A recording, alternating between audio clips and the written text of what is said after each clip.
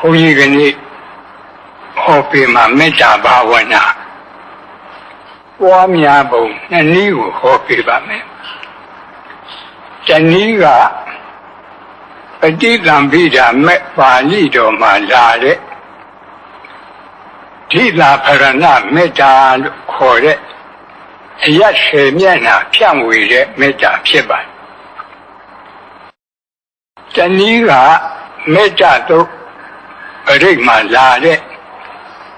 မေတ္တာဘာဝနာ7နည်းဖြစ်ပါတယ်။မေတ္တာပွားပုံနှစ်နည်းကိုဟောပေးပါမယ်။ဘာဖြစ်လို့မေတ္တာဘာဝနာပွားပုံကိုဟောပေးရလို့ခဏကြည့်မယ်ဆိုလို့ရှိရင်သတ္တဝါတွေမှာယာဂမီဒေါသမီ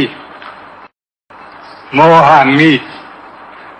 သုံးပါးတွေတဟုံးဟုံးလောင်းနေတယ်ဒါကမြင်ရတဲ့ဉာဏ်နဲ့ကြည့်ရင်မြင်ရတဲ့မီသုံးပါးတခါဉာဏ်နဲ့ကြည့်ရင်မြင်ရမယ်အကျိုးမီကငရဲမီအဲ့ဒီမှာသင်္ကစားထတော်ကြီးကမီသုံးပါးနဲ့အကြောင်းပြုပြီးတော့ဟောထားတာရှိလောဘကိနေသူနိတာယဒေါသကိနေဝိဝတ္တရေဒေါသကိနေသူနိတာယမောဟကိနေဝိဝတ္တရေမောဟကိနေသူနိတာယနရကကိဝိဝတ္တရေနရကကိဝိဝတ္တန္တာနရသူဒုက္ခရေသင်္ဃရာထတော်ဘုရားကြီးကာထာရေးဖွဲ့ပြီးတော့ထားပါဒါလည်းပဲဣတိဟောပါဠိတော်ကလာတဲ့အဂိလောက်ကိုမှီပြီးတော့ရေးခြင်းဖြစ်ပါတစ်လောဘမီးကိုအကြောင်းပြုပြီးတော့ဒေါသမီးတောက်တယ်ဒေါသမီးအကြောင်းပြုပြီးတော့မောဟမီးတောက်တယ်မောဟမီးတောက်တော့ကိုငရဲမီးတွေတောက်ကုန်တယ်ငရဲမီးတောက်ရင်တတ္တဝါတွေဟာဒုက္ခမီးတွေတဟုံးဟုံးတောက်တယ်ဒါဖြင့်အကောင်းမီးမိကိုငြိမ့်စေနိုင်တဲ့ရည်ရှိတယ်လို့အခုပြောတဲ့လောဘမိဒေါသမီမောဟမိငရဲမိဒီမိကိုငြိမ့်စေတတ်တဲ့တရားရည်ကိုမရှိဘူးလားတရားရည်ကမေတ္တာဘာဝနာသည်အဲ့ဒီမိတွေကိုငြိမ့်စေတတ်တဲ့ရည်စဉ်ရည်အေးဖြစ်ပါမေတ္တာဘာဝနာရည်စဉ်ရည်အေးပွားတဲ့နည်းဟာဘုန်းကြီးတို့ပဋိသင်္ပိဓာမဲ့ပါဠိတော်မှာလာတဲ့အရ10မျက်နှာ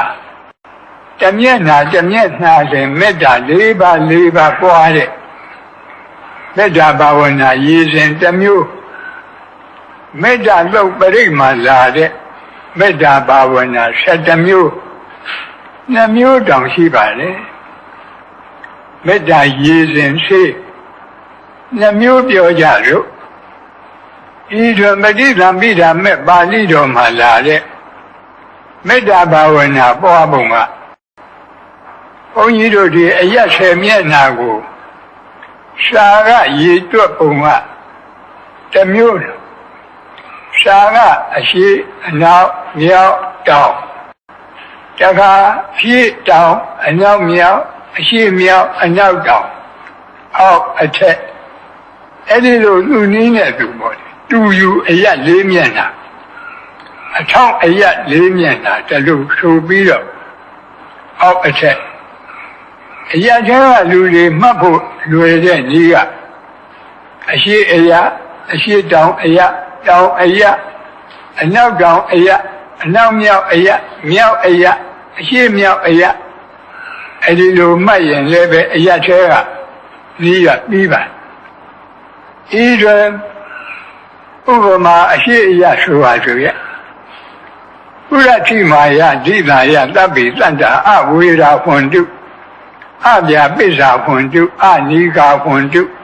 ဒုက္ခိအတ္တနာပရိဟရန္တုသူ၄ချက်ဟာမေတ္တာဘာဝနာပြတယ် ယက်တမျက်နှာအတွက်မေတ္တာ၄ပါးပွားကြရင်ကျန်တဲ့အယက်ကိုးမျက်နှာအတွက်အကုန်လုံးမေတ္တာပွားကြသွားတယ်အဲဒီမှာအရှိအယက်၌ရှိသောအနန္တဆက်ကြဝဠာအနန္တတတ္တဝါမေတ္တာကအပမိညာကမ္မထံခေါ်ပါတယ်တတ္တဝါအပိဉ္ချမထားရတတ္တဝါမနိုင်ရှင်နိုင်လောက်အောင်များတဲ့အနန္တတတ္တဝါအဲ့ဒီလိုဆက်ကြဝဠာလည်းပဲအရှိဘက်ကအနန္တဆက်ကြဝဠာအနန္တမှာရှိရတဲ့အနန္တတတ္တဝါတွေအာယုံပြုပြီးတော့အဝေရာဟွန်တုဆိုတာကဘေးရန်ခတ်သိငြိမ်းကြပါစေတယောက်ရံပြုလို့တဲ့စေတနာဘုန်းကြီးတို့ရှားအခေါ်ဝေရစေတနာလို့ခေါ်တယ်အဲ့ဒီဝေရစေတနာရံပြုလို့တဲ့စေတနာဖြစ်ရင်ဒေါသတွေဖြစ်လာတယ်ဒေါသတွေဖြစ်လာရင်ကိုယ်စိတ်ဆင်းရဲတယ်အဲ့ဒီကိုယ်စိတ်ဆင်းရဲရင်နှလုံးစိတ်ဝမ်းမအေးချမ်းတော့ဘူးနှလုံးစိတ်ဝမ်းပူပန်တယ်အဲ့ဒါကြောင့်ဒီလေးခုကိုတတ်ပြီးတော့အဝေရာဟွန်တုကြည့်ပြီးတော့ဘေးရန်ခတ်သိမ်းငြိမ်းကြပါစေအရာပစ္စာဟွန်တုကြည့်ပြီးတော့ဒေါသခတ်သိမ်းငြိမ်းကြပါစေအနိဂါဟွန်တုကိုကြည့်ပြီးတော့ဆင်းရဲခတ်သိမ်းငြိမ်းကြပါစေဒုက္ခိအတ္တနာပရိဟရန္တုကြည့်ပြီးတော့ကိုယ်စိတ်နှလုံးစိတ်ဝမ်းအေးချမ်းရပါစေလို့ဆိုရင်ဗမာနည်းနဲ့ဗမာပွားရင်အနဲ့အတိတ်ပဲမထင်ကြရမရှိဘူးမျက်စိကိုမှိတ်ထားသို့မဟုတ်စက်ခုံတွေကိုချထားပြီးတော့ပွားကြည့်ရအောင်ဘုန်းကြီးတို့ရှားတဲ့ကလာတဲ့အယက်အသွားနဲ့တူယူအယက်၄မျက်နှာအထောက်အယက်၄မျက်နှာအောက်အယက်၄မျက်နှာအထက်အယက်အောက်အယက်အထက်အယက်အားလုံးအယက်10မျက်နှာမေတ္တာဘာဝနာပွားရအောင်ဓမ္မကြီးတွေဓမ္မကြီးတွေဆက်ခုံတွေမြတ်စွာချပြီးတော့ဩဒီဒိတာဖရဏမေတ္တာကိုအရင်ပွားကြရအောင်မြတ်လိုက်ဆိုကြအရှိအယက်၌ရှိသောအနန္တဆက်ကြဝဠာအနန္တတတ္တဝါတို့ဘေးရန်ခတ်သိမ်းငြိမ်းကြပါစေ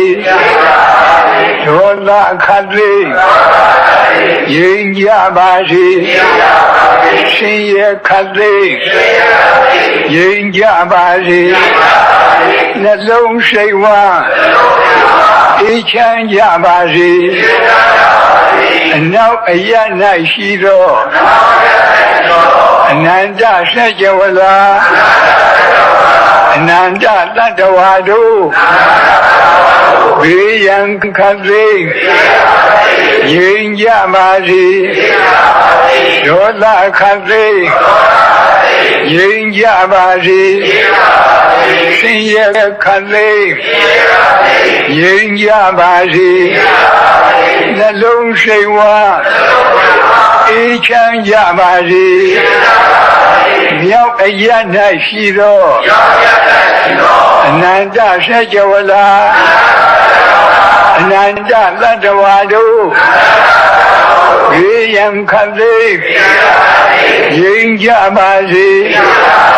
ဒေါသခတ်သိမ်းငြိမ်းကြပါစေဆင်းရဲခတ်သိမ်းငြိမ်းကြပါစေနှလုံးစိတ်ဝမ်းအေးချမ်းကြပါစေတောင်အယက်၌ရှိသောအနန္တဆက်ကြဝဠာအနန္တတတ္တဝါတို့ဘေးရန်ခတ်သိမ်းငြိမ်းကြပါစေဒေါသခတ်သိမ်းငြိမ်းကြပါစေဆင်းရဲခတ်သိမ်း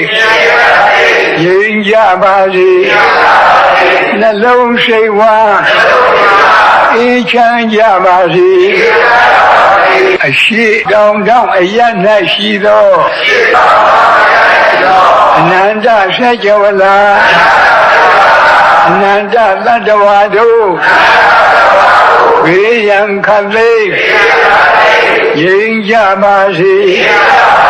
ဒေါသခတ်သိမ်းငြိမ်းကြပါစေဆင်းရဲခတ်သိမ်းငြိမ်းကြပါစေနှလုံးစိတ်ဝမ်းအေးချမ်းကြပါစေအနောက်မြောက်တောင်အရ၌ရှိသောအနန္တဆက်ကြဝဠာအနန္တသတ္တဝါတို့ဘေးရန်ခတ်သိမ်းငြိမ်းကြပါစေဒေါသခတ်သိမ်းငြိမ်းကြပါစေဆင်းရဲခတ်သိမ်းငြိမ်းကြပါစေနှလုံးစိတ်ဝမ်းအေးချမ်းကြပါစေအရှိမြောက်ထောင်အရ၌ရှိသောအနန္တဆက်ကြဝဠာအနန္တသတ္တဝါတို့ဘေးရန်ခတ်သိမ်းငြိမ်းကြပါစေဒေါသခတ်သိမ်းငြိမ်းကြပါစေဆင်းရဲခတ်သိမ်းငြိမ်းကြပါစေနှလုံးစိတ်ဝမ်း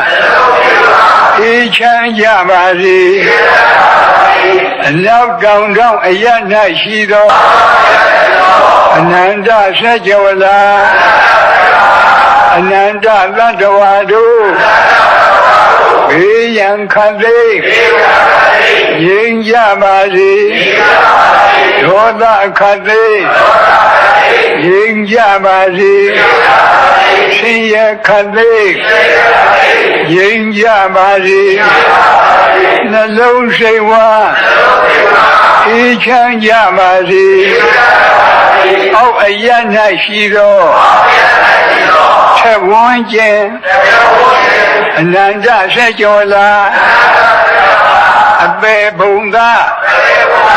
အနန္တသတ္တဝါတို့ဘေးရန်ခတ်သိမ်းငြိမ်းကြပါစေဒေါသခတ်သိမ်းငြိမ်းကြပါစေဆင်းရဲခတ်သိမ်းငြိမ်းကြပါစေနှလုံးစိတ်ဝမ်းအေးချမ်းကြပါစေအထက်အရ၌ရှိသောထက်ဝန်းကျင်အနန္တဆက်ကြဝဠာအနန္တနတ်မြတ်မာတို့ဘေးရန်ခတ်သိမ်းငြိမ်းကြပါစေဒေါသခတ်သိမ်းငြိမ်းကြပါစေဆင်းရဲခတ်သိမ်းငြိမ်းကြပါစေနှလုံးစိတ်ဝမ်းအေးချမ်းကြပါစေဟောဒါပဋိသင်္ပိဒမေပါဠိတော်ကလာတဲ့